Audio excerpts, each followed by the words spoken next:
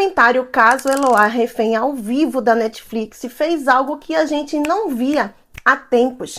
Ele tirou o foco do sequestrador e colocou a lente na grande falha daquela cobertura midiática lá de 2008, nos erros absurdos da polícia e na tragédia que poderia ter sido completamente evitada. O documentário é potente, é necessário, mas ele é incompleto. A verdade é que, para contar a história e com um foco específico, a Netflix deixou de lado detalhes explosivos, controversos e até mesmo a voz da pessoa mais importante para entender o que de fato aconteceu dentro daquele apartamento. Prepara o play, porque hoje vamos falar sobre o que a Netflix não mostrou no caso Eloá Refém ao Vivo. Mas antes, já se inscreve aqui no canal, ativa o sino de notificações para você ficar sabendo quando tem novos vídeos. Deixe o teu like, que assim você ajuda o canal a crescer, já que somos novos aqui. Me acompanha nas redes sociais para a gente estreitar os laços.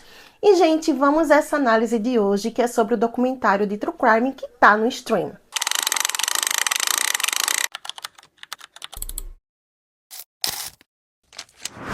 Para começar essa análise, a gente precisa falar sobre a grande ausência, o buraco narrativo que o documentário não conseguiu preencher. A falta da Nayara Rodrigues da Silva. A Nayara não era apenas amiga da Eloá, ela foi a outra refém.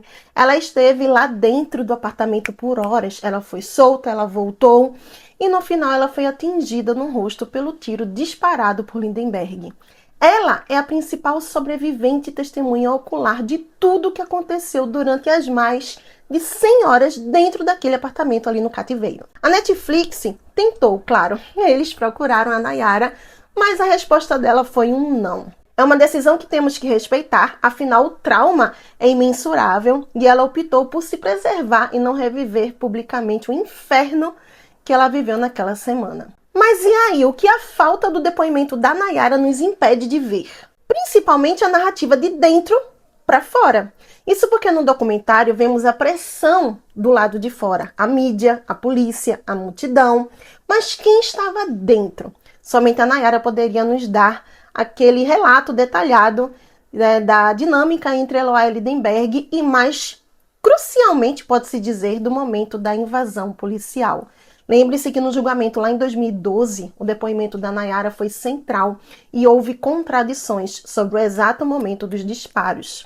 Ela afirma que o Lindenberg só disparou depois da explosão lá na porta do apartamento. Sem essa voz, o documentário pende para o lado da cobertura midiática, deixando a complexidade do cativeiro um pouco de lado. Saindo um pouco da Nayara e aprofundando agora sobre a família, o documentário ele foca muito, posso até dizer que bastante, no luto e no sofrimento da mãe da Eloá, a Ana Cristina, mas ele convenientemente evita mergulhar em outra figura central da família, o pai da Eloá, o Everaldo Pereira dos Santos. Claro que ele aparece no documentário, mas por que eu tô falando isso? Porque teve um ponto importante de omissão, porque na época do sequestro, o Everaldo, ele era um ex-policial militar foragido da justiça, condenado por crimes como sequestro, corrupção e, gente, roubo.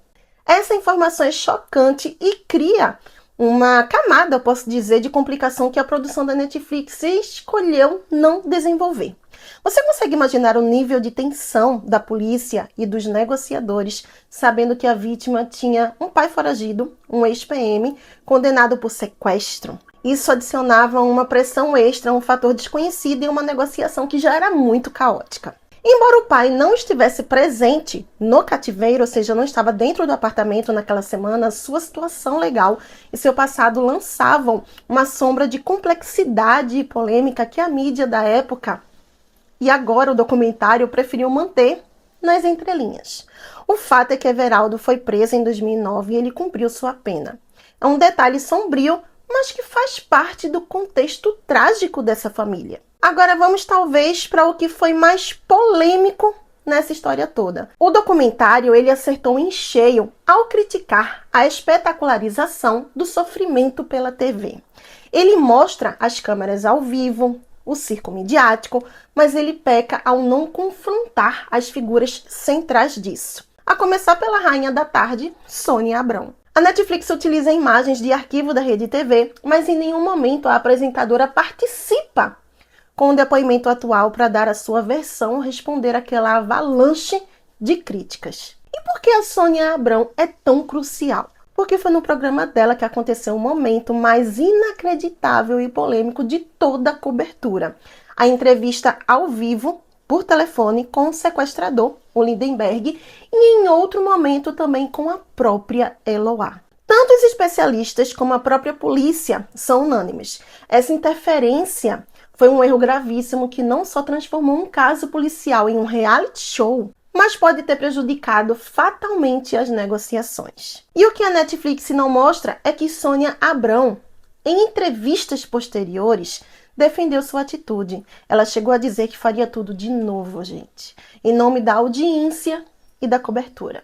Ao omitir a voz dela e de outros apresentadores, a Netflix, ela faz a crítica necessária à instituição mídia, mas ela evita o confronto direto com as pessoas que lucraram com essa tragédia. É uma omissão que dilui a força do golpe.